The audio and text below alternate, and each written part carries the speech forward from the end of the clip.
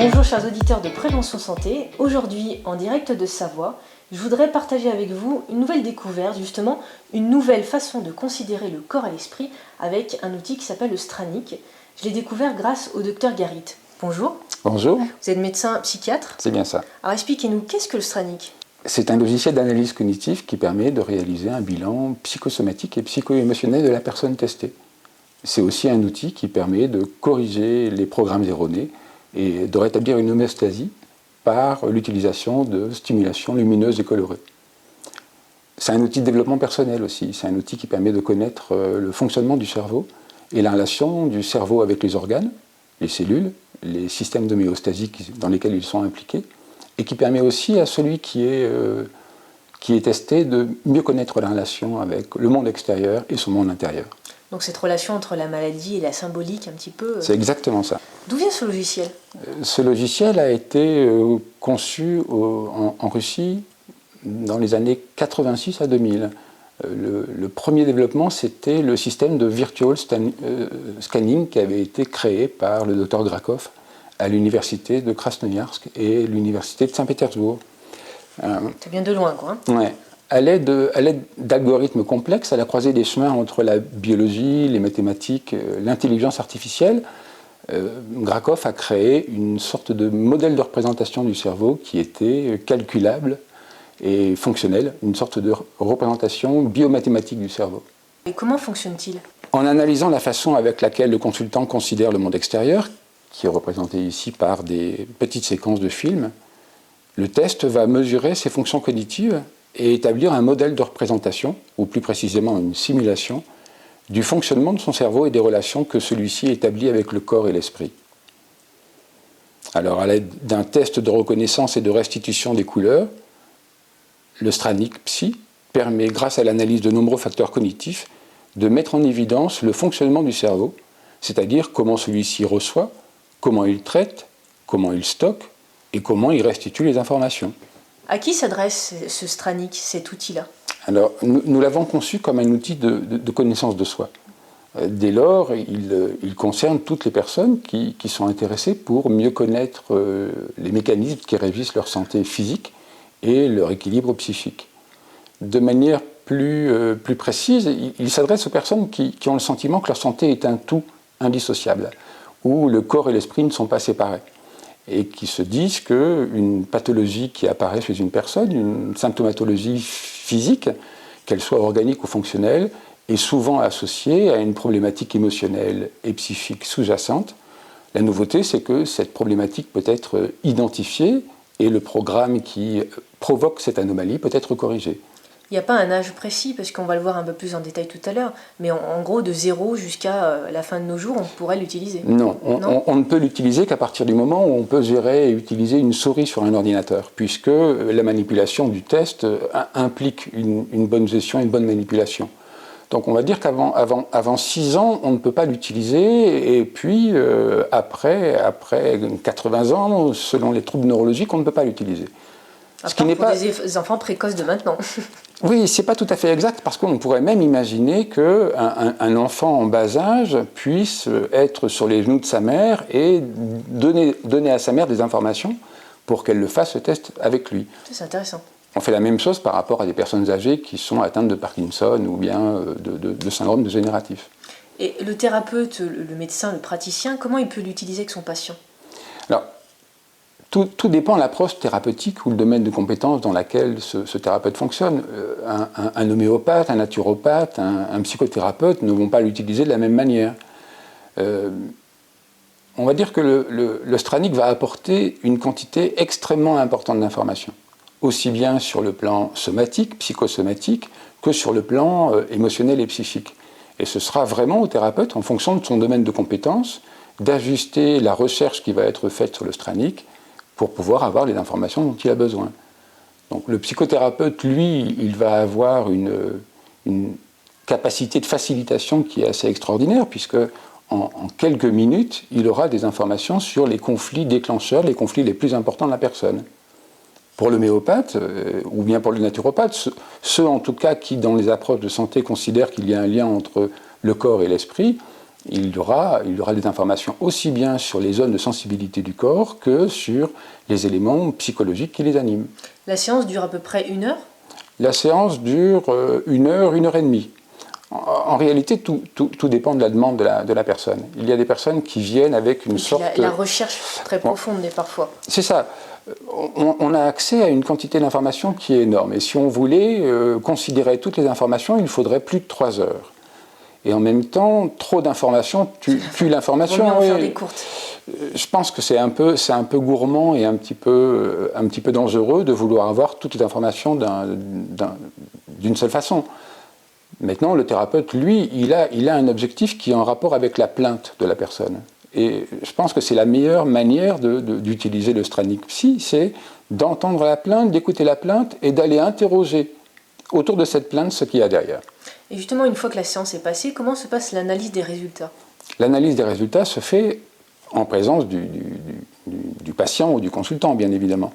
Mais on va aller considérer sur toute une série de plans iconographiques des éléments d'information qui sont complémentaires. Donc on va ajuster, là encore une fois, la lecture en fonction des éléments qui sont les plus sensibles par rapport à la demande de la personne qui est venue faire son examen. C'est ça, vous ajustez en fonction des résultats et de la demande du patient. Complètement. Encore une fois, le psychothérapeute n'aura pas les mêmes centres d'intérêt que le naturopathe. C'est ça. C'est ça. Au moins, on ne surcharge pas l'esprit ou la personne de trop d'informations aussi, quoi. C'est le patient qui doit mener la séance. C'est sa souffrance qui est le point de départ du travail. Donc, je crois qu'il y a des informations auxquelles on peut avoir accès avec le Stranic, qui sont des informations que la personne n'est pas en mesure. De l'inconscient. C'est ça, oui. Que la personne ne soit pas en mesure ou pas prête à recevoir, et en tout cas, qui ne la concerne pas par rapport à sa plainte actuelle. Donc c'est recevoir des informations peut-être qui vont le mettre sur une piste pour aller dans une guérison de maladie, pour vous auditeurs, ou pour une compréhension de certains blocages. Exactement. Mais je me rappelle un débat qu'on avait eu avec certains ostéopathes qui, dans leur logique d'analyse et d'approche, ont pour habitude d'intervenir et de manipuler quelles que soient les informations qu'ils trouvent.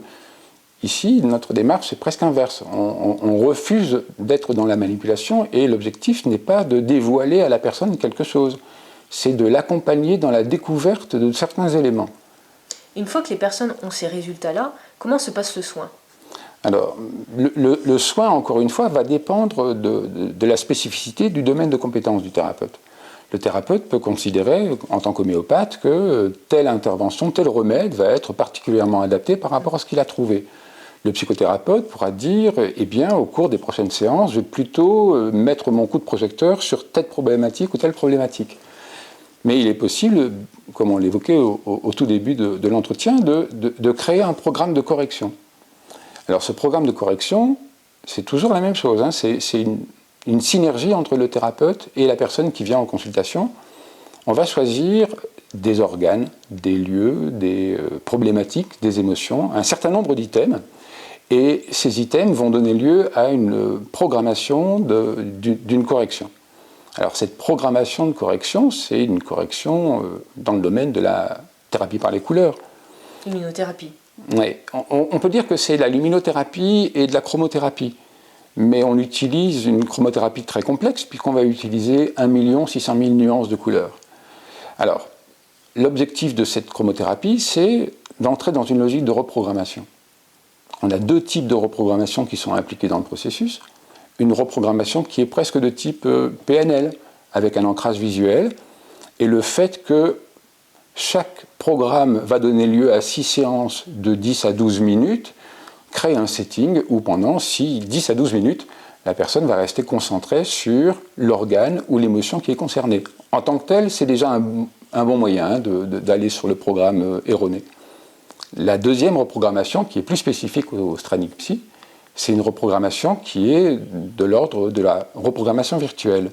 Ça veut dire que les couleurs sont considérées comme des éléments qui vont pouvoir aller apporter un code d'information au niveau du cerveau pour modifier les programmes qui sont perturbés dans le programme de gestion personnelle de la personne.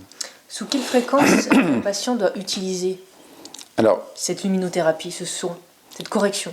la correction va être donnée au consultant sous la forme d'une clé USB ou bien va être envoyée à son domicile. Et selon le nombre d'items sur lesquels on va vouloir intervenir, on va avoir plusieurs fois 6 séances.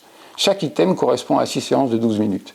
L'idéal, ce serait que la personne puisse rentrer dans une logique de régularité et faire une séance par jour, 6 jours par semaine. C'est vrai que c'est comme un traitement, on va dire, chimique ou autre. Il faut avoir une certaine fluidité, régularité pour qu'il y ait justement un travail en profondeur qui se passe. C'était une des idées du Stranicopsie. Hein. C'est un outil d'évolution personnelle, ou plutôt de révolution personnelle. Ça veut dire qu'il s'adresse à des personnes qui ont aussi envie d'aller vers un processus d'autonomie concernant leur santé ou leur bien-être psychique. Et ce processus d'autonomie, c'est une façon de gagner beaucoup de liberté, mais ça implique beaucoup de responsabilité. Avant tout, c'est une façon extrêmement rapide de connaître les bases du mécanisme psychique d'une personne. Mais j'ai un souvenir, encore une fois, avec un ostéopathe, j'ai rien contre mes amis ostéopathes. Amis ostéopathes, si vous nous écoutez, on vous adore, il n'y a pas de souci. Exact, je confirme.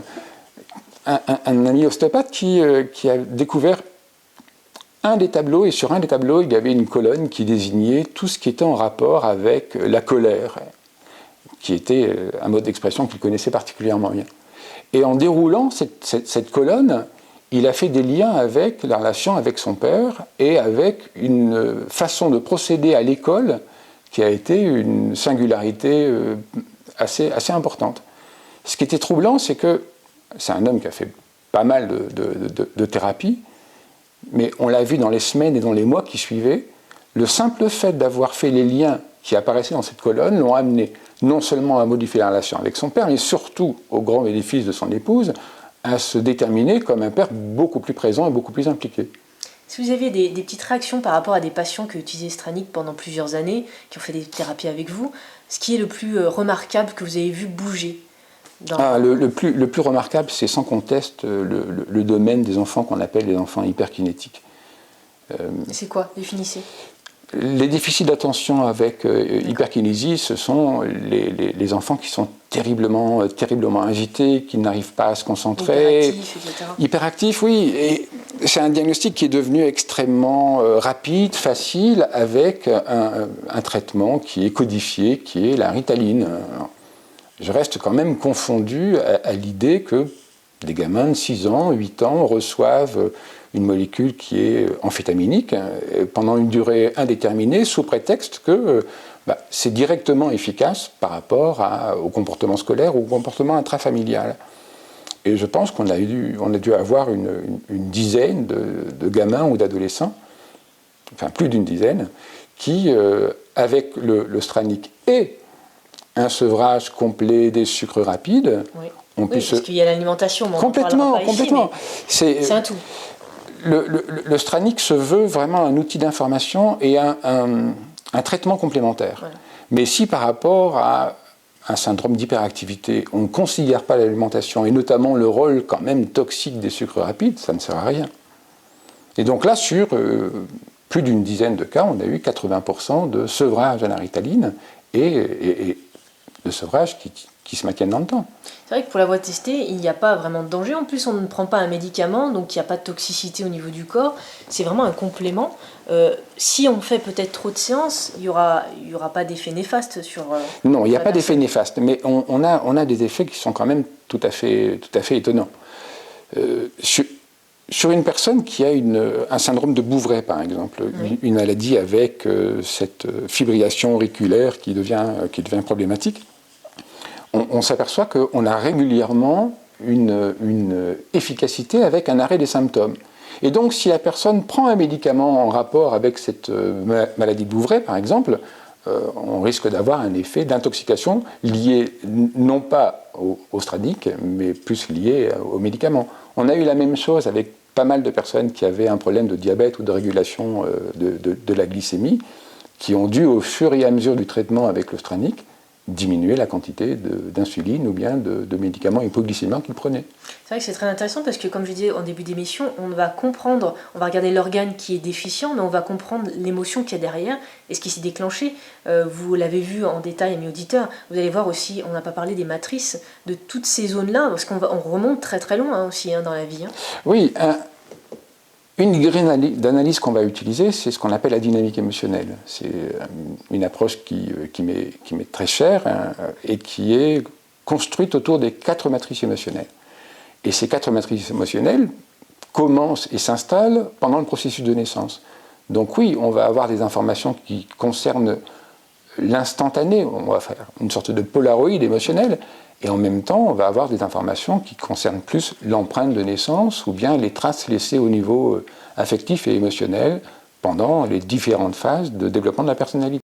Si vous aviez un dernier mot à dire à nos auditeurs, même si on sait qu'il n'y a que des avantages, mais ça serait, je sais pas, un petit clin d'œil pour eux. Rentrez vite dans la révolution personnelle. Très bien, donc vous l'avez entendu, rentrez dans votre révolution personnelle, soyez actifs, allez de l'avant, posez des actes. Oui, et soyez responsables, surtout par rapport à votre santé. J'ai été bien coaché, ça se voit. En tout cas, amis auditeurs, si vous voulez avoir plus d'informations sur Stranic, en bas de l'écran, en bas de la vidéo, s'affichera le site internet, comme ça vous saurez tout. Merci pour cet échange et cette interview. C'était très agréable, merci. Merci à vous. On se retrouve très bientôt dans Prévention Santé. Bye bye. Au revoir. Voici donc mon retour d'expérience. Lors du test sur ordinateur, l'aspect ludique m'a tout de suite frappé. On s'attend encore à une machine scientifique compliquée pour le grand public, or ici pas du tout. Le principe de réguler les couleurs de l'image pour retrouver l'image d'origine m'a fait penser d'ailleurs au jeu des différences. On lâche prise et on est directement dans le test. Deuxième point, je n'aurais jamais pensé possible que par un choix de couleurs et par l'utilisation des mouvements d'une souris, qui semble assez simple, le logiciel puisse analyser aussi précisément mes organes endommagés et les émotions à traiter. Troisième point, les détails du résultat d'analyse sont complets, on passe par l'analyse des organes aux capacités psychologiques, un test de personnalité complet vraiment. Quatrième point, après la séance, le traitement ou le soin par flash de couleurs est facile à utiliser. Il suffit d'installer le logiciel sur votre ordinateur et d'ajouter les données fournies par le thérapeute. Une fois lancé, le logiciel de traitement envoie des séries de flashs de couleurs différents pendant environ 15 minutes. Cinquième point, selon le traitement reçu, j'ai pu remarquer des rêves différents, variés et des comportements régulés. Sixième point, c'est un outil complet qui est extrêmement complémentaire selon moi dans un suivi thérapeutique psy. L'outil va décoder là où le thérapeute n'arrive pas ou très peu à accéder, l'inconscient. Septième point, cela faisait longtemps que je cherchais une méthode approfondie pour comprendre le lien de cause à effet entre mes symptômes et les troubles de la petite enfance. Je le recommande sans effet indésirable pour la santé. Comme le dit le Dr Garit, rentrez vite dans la révolution personnelle.